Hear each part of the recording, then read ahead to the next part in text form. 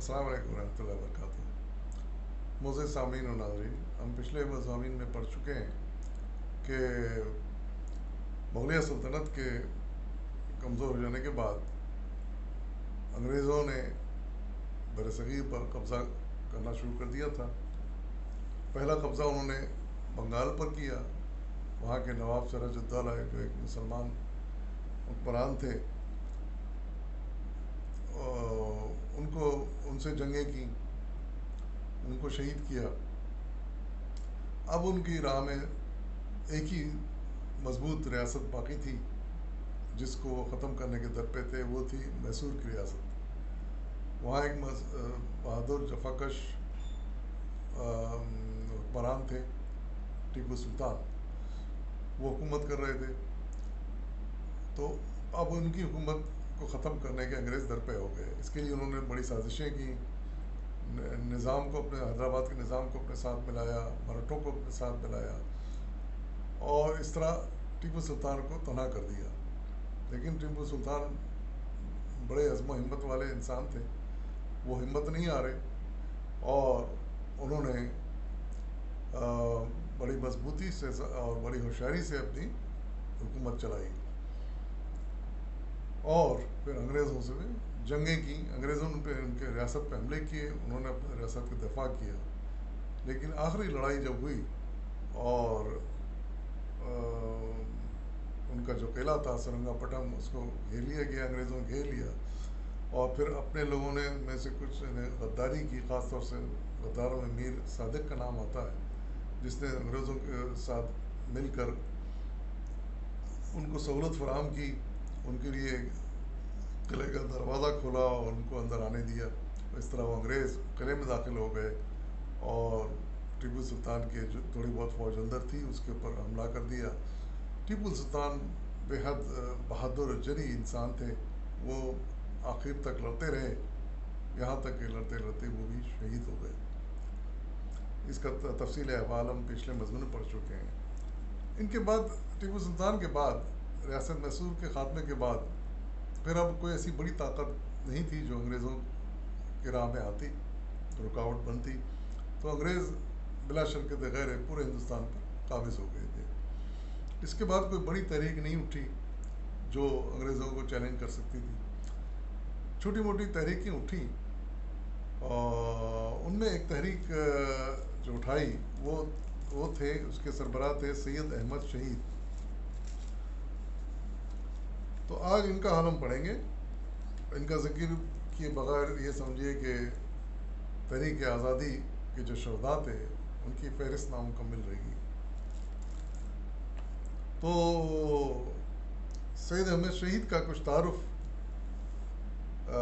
مصنف عبداللہ قدسی ہیں اس مضمون کے، انہوں نے کیا ہے، اور انہوں نے اپنے اس مضمون کا عنوان دیا ہے صبح آزادی کی پہلی کرن۔ سید احمد شہید کے تعارف میں آپ نے مختصر نوٹ لکھا ہے، پھر باقی ان کے حالات بیان کیے ہیں۔ نوٹ میں لکھا ہے کہ ہندوستان میں اصلاح الدین اور اسلامی تحریک کے علمبردار سید احمد بریلوی شہید 1786 عیسوی میں رائے بریلی یوپی میں پیدا ہوئے۔ 17 برس کی عمر میں شاہ عبدالعزیز کے پاس دہلی گئے، ان کی ہدایت پر شاہ عبدالقادر سے تعلیم پائی اور 1810 عیسوی میں نواب امیر خان کے ساتھی بنے۔ بعد ازاں سکھوں سے جہاد کرنے صوبہ سرحد پہنچ گئے۔ بالاکوٹ کے مقام پر شہادت پائی۔ یہ قصبہ ضلع ہزارہ میں وادی کاغان کے جنوبی سرے پر دریائے کنہار کے کنارے آباد ہے۔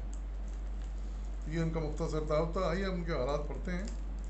آپ لکھتے ہیں کہ سید احمد شہید کا جہاد اور آزادی کی تحریک مسلمانوں کی حیات ملی اور ضابطۂ حیات کی تحریک ہے۔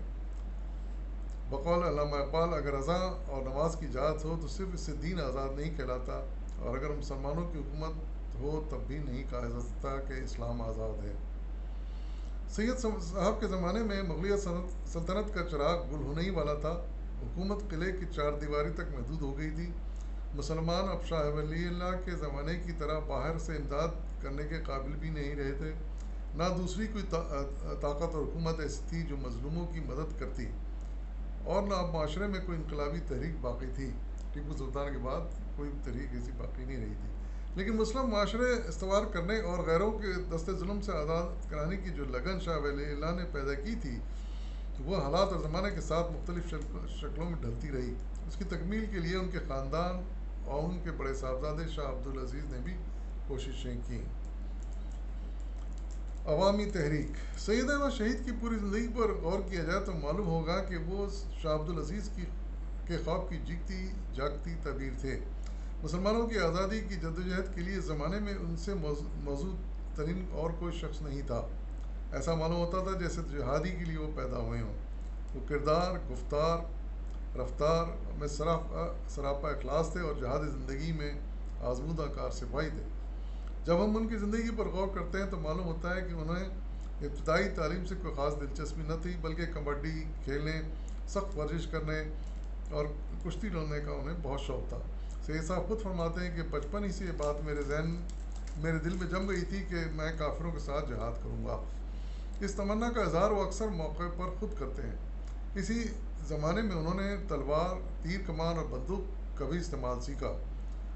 تیرنے اور پانی کے اندر ٹھہرنے کی انہیں خاصی مشق تھی. سکھ اور انگریز. وہ دور ہندوستان کے دو مخالف اور اسلام دشمن حاکموں وہ دور ہندوستان میں دو مخالف اور اسلام دشمن حاکموں کا تھا، ایک سکھ اور دوسرا انگریز. یعنی جنوبی علاقوں میں تو ہندو زیادہ تھے، وہ مسلمانوں کا مخالف تھے، لیکن شمالی علاقوں میں سکھ جو ہے نا وہ بھی مسلمانوں کے دشمن تھے انگریزوں کے علاوہ. انگریز دہلی تک چھائے ہوئے تھے. ان کی عملداری میں رہتے ہوئے ان کے خلاف جہاد کی تیاری تقریباً ناممکن تھی. ان سے وہ دو بدو جنگ کرنا جہاد فی سبیل اللہ کے بجائے بغاوت تصور کیا جاتا اور مسلمانوں کی رسوائی ہوتی. رنجیت سنگھ کو شاہ زمان نے لاہور کا گورنر مقرر کیا تھا، لیکن وہ خود لاہور پر قابض ہو گیا. رنجیت سنگھ کوئی سکھ تھا، اس کو شاہ زمان مسلمان تھے، انہوں نے لاہور کا گورنر مقرر کیا تھا، لیکن وہ غداری کر کے اس نے پورا لاہور پر قبضہ کر لیا. یوں سکھ غاصب ٹھہرے اور ظالم بھی. پہلے ان کے خلاف جہاد کرنا زیادہ مناسب تھا تاکہ پشت پر مستحکم قوت بھی موجود رہے اور نظام حکومت میں خلل اندازی نہ ہو. افغان اور سرحد کے تمام باشندے مسلمان تھے. ان لوگوں سے جہاد میں شرکت کی توقع یقینی اور کارآمد ہوتی. تو اس لحاظ سے انہوں نے یہ سوچا کہ پہلے سکھوں سے نپٹا جائے، اس کے بعد پھر انگریزوں سے نپٹیں گے، کیونکہ ان کو شکست دیے بغیر انگریزوں سے نپٹنا بڑا مشکل تھا. وقتی طور پر سیاسی عذر بھی تھا، اس لیے تھا کہ انگریز مذہب کی آزادی کے خلاف نہیں تھے. ایک اور وجہ تھی جو کہ پہلے انہوں نے انگریزوں سے لڑنے کے بجائے پہلے سکھوں سے لڑائی کی. اس کی وجہ تھی کہ انگریز مذہب کی آزادی کے خلاف نہیں تھے، لیکن سکھوں نے تو اذان اور ذبیحہ گاؤں پر پابندی لگا دی تھی. کئی مسجدیں گرا دی تھیں اور ان کی لوٹ مار برابر جاری تھی. یہ وجوہات تھیں جس کی وجہ سے انہوں نے سوچا کہ پہلے ان سے سکھوں سے نپٹا جائے. بہرکیف سید احمد شہید اور ان کے رفقا پہلے تو سکھ اور انگریز دونوں قوتوں کا جائزہ لیتے اور جنگی تدبیریں سوچتے رہے. پھر پہم سوچ و فکر کے بعد انہوں نے دونوں سے ایک کے بعد دیگرے مقابلہ کرنے کا منصوبہ بنایا. چنانچہ شاہ بخارا کو سید احمد نے لکھا. بخارا مسلمانوں کی حکومت تھی وہاں بخارا میں، تو انہوں نے ان کو خط لکھا انہوں نے سید احمد شہید نے، اور لکھا کہ نصارہ و مشرقین ہندوستان کے بلاوے پر دریائے سندھ سے لے کر ساحل بحر تک قابض ہو گئے ہیں. یہ اتنا بڑا ملک ہے کہ انسان پیدل چلے تو ایک سرے سے دوسرے سرے تک پہنچنے میں 6 ماہ لگ جائیں. نصارہ و مشرقین نے خدا کا دین ختم کرنے کے لیے تشکیک کا جال پھیلا دیا ہے. یہ انہوں نے خط لکھا بخارا کے حکمران کو، یعنی ان سے ایک طرح مدد طلب کی. دوسرے خط میں سید صاحب نے انگریزوں کی اصل حقیقت واضح کی، جس سے ظاہر ہوتا ہے کہ وہ ان کی سیاست اور قوت سے خوب واقف تھے. یہ خط بھی شاہ بخارا کے نام ہے. وہ لکھتے ہیں، جو فرنگی ہندوستان پر قابض ہوئے ہیں بہت تجربہ کار، ہوشیار، ہیلے باز اور مکار ہیں. اگر اہل خراساں یعنی افغانستان والے یہی فرنگی چڑھائی کر دیں تو آسانی سے ان کے ملک پر قابض ہو جائیں گے اور پھر فرنگی حکومت کی حدیں آپ کی حکومت سے مل جائیں گی. یعنی انہوں نے اندیشہ ظاہر کیا اس خط میں کہ اگر ان کو نہ روکا گیا تو یہ افغانستان پہ بھی قابض ہو جائیں گے اور بخارا تک بھی پہنچ سکتے ہیں. پھر سفر ہجرت.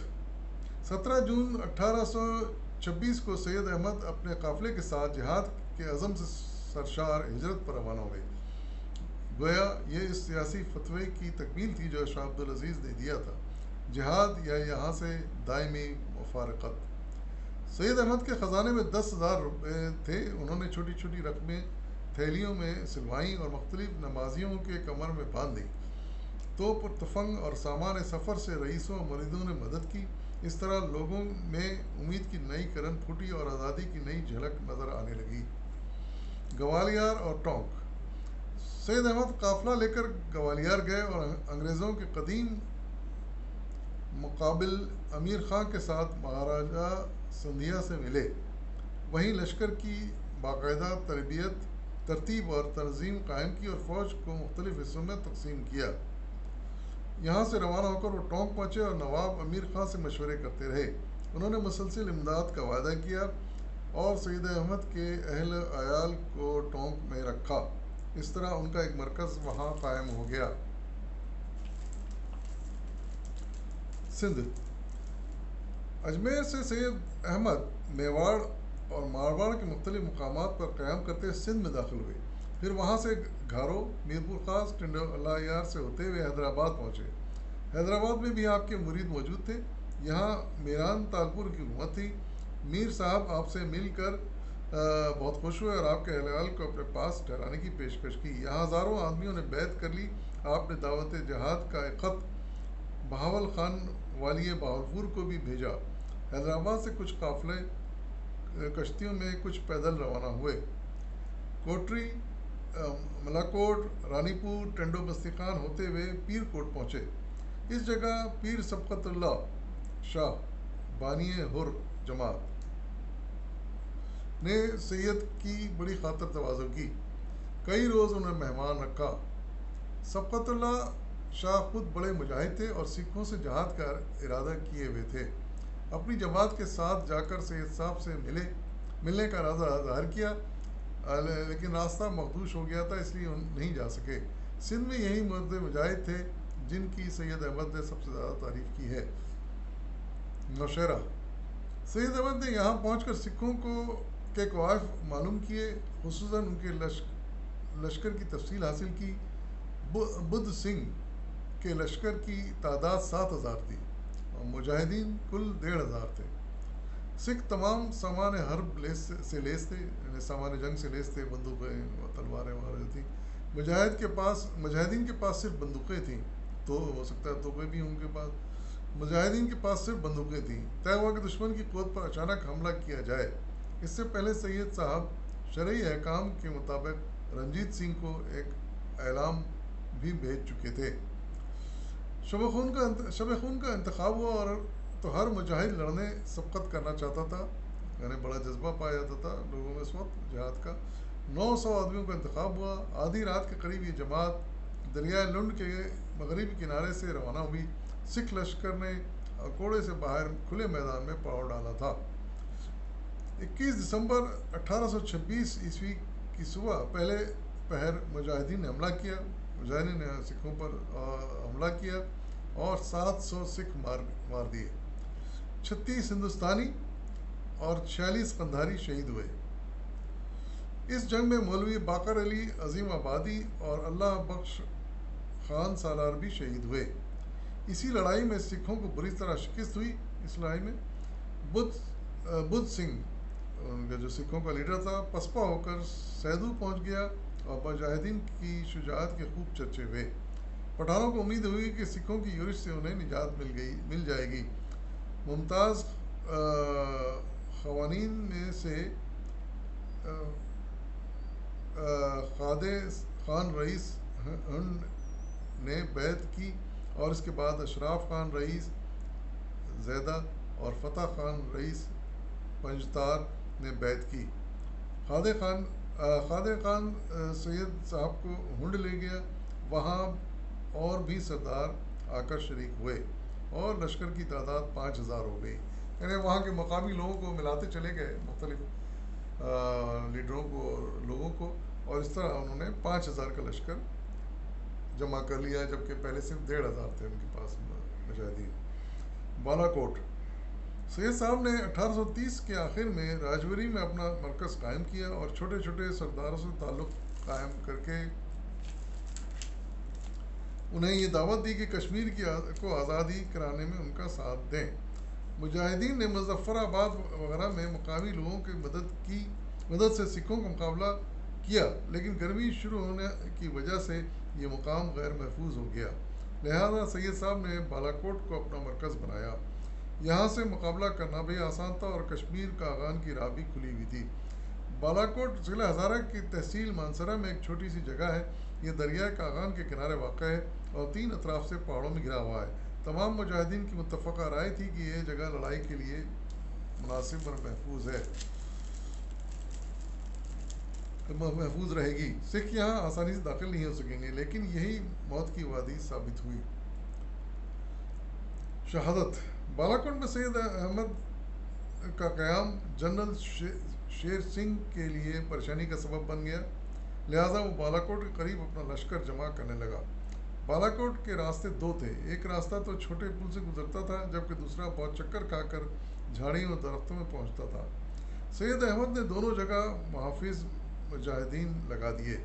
شیر سنگھ نے ایک مقامی رہنما کی مدد سے دشوار گزار راستہ عبور کیا اور اپنے فوجیوں سے محافظوں کو ختم کرا دیا۔ یعنی شیر سنگھ دوسرے راستے سے آیا، مشکل راستے سے، اور اچانک حملہ کر کے محافظ جو لگائے تھے انہوں نے سید احمد شہید نے ان کو ختم کر دیا۔ سید احمد کے معتقدین کا سکھوں کے ایک بڑے لشکر سے مقابلہ تھا، پھر ان کے لشکر کے کئی دستے 2-3 جگہ گئے ہوئے تھے، یعنی ڈیوائیڈڈ تھا ان کا لشکر سید احمد شہید کا۔ مجاہدین یہاں سے بے خبر تھے کیونکہ اچانک حملے کا کوئی اندیشہ نہیں تھا۔ بہرکیف جتنے مجاہدین تھے انہوں نے بڑی بے جگری اور جانبازی سے کثیر فوج کا مقابلہ کیا۔ نوبت 10 بدس جنگ تک پہنچ گئی۔ گھاٹیوں اور چٹانوں میں اور نالے کے قریب جھاڑی میں مقابلہ ہوا۔ اس نشیب و فراز اور درختوں کے ہجوم کی وجہ سے کسی کو یہ علم نہ ہو سکا کہ کتنے مجاہد شہید ہوئے اور کون باقی بچا۔ دن بھر گمسان کی جنگ ہوتی رہی۔ اس معرکے میں شاہ اسماعیل جو ساتھی تھے ان کے سید احمد شہید کے، وہ بھی شہید ہو گئے اور خود سید احمد شہید بھی شہید ہو گئے، اور دیگر بے شمار مجاہدین نے بھی جام شہادت نوش کیا۔ ان کی تعداد کا اندازہ 600 لگایا گیا ہے۔ یہ واقعہ 9 مئی 1831 کو پیش آیا۔ تو اس طرح یہ جو جدوجہد شروع کی تھی، جہاد شروع کیا تھا، اس میں انہیں ناکامی ہوئی، سید احمد شہید کو اور ان کے ساتھیوں کو بھی، اور انہوں نے پھر شہادت پائی اور یہ تحریک ناکام ہو گئی۔ ناکامی کے اسباب لکھتے ہیں کہ ناکامی کے اسباب میں سب سے پہلے وجہ یہ ہے کہ رنجیت سنگھ کے پاس اعلیٰ تربیت یافتہ فوج تھی۔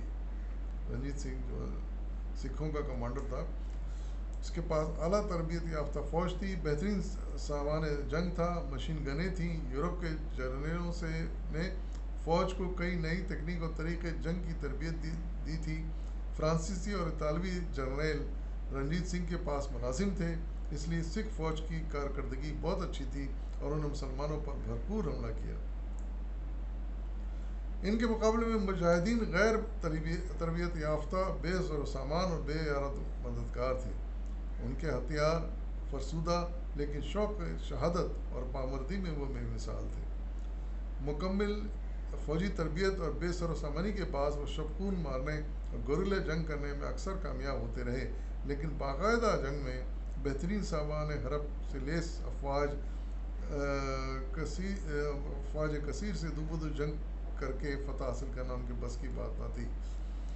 یعنی کم ہتھیاروں کی وجہ سے، کم تعداد کی وجہ سے وہ گوریلا جنگ ضرور لڑتے تھے اور کامیاب ہوتے تھے مسلمان مجاہدین، لیکن باقاعدہ جنگ جب کہ فوجوں کا آمنا سامنا ہوتا ہے اور پورے اس میں تمام ہتھیاروں کا استعمال ہوتا ہے، جدید ہتھیاروں کا، تو اس میں یہ شکست کھا گئے کیونکہ پاس نہ ویسے جدید ہتھیار تھے اور نہ ویسی منظم تربیت یافتہ فوج تھی۔ دوسرا اہم سبب یہ تھا کہ رنجیت سنگھ نے صرف فوج کشی پر ہی قناعت نہیں کی، بلکہ رشوتوں کے ذریعے، لالچ کی مدد سے اور بعض مواقع پر دباؤ ڈال کر پٹھانوں کو اپنے ساتھ ملا لیا۔ ان پٹھانوں نے جاسوسی بھی کی اور منافقت بھی کی، بغاوت بھی کی اور مجاہدین کو قتل بھی کیا۔ حقیقت یہ ہے کہ ان مقامی سرداروں مہاجروں میں دلی طور پر صحیح اتحاد اور تعاون کسی وقت پیدا نہ ہو سکا۔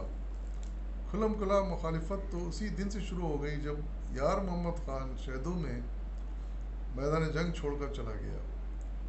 یار محمد خان تھا جو پٹھانوں کا کمانڈر تھا، وہ میدان چھوڑ کر چلا گیا، انہیں ساتھ چھوڑ دیا سید احمد شہید کا۔ سید احمد شہید کے پاس ذرائع وسائل کا فقدان تھا، دولت تھی نہ سہولت، مسلسل رسد کا انتظام بھی نہ تھا، اس لیے محصول کی وصولی ضروری سمجھی گئی۔ محصول عائد کرنے کی وجہ سے بھی سید احمد کی مخالفت میں اضافہ ہوا۔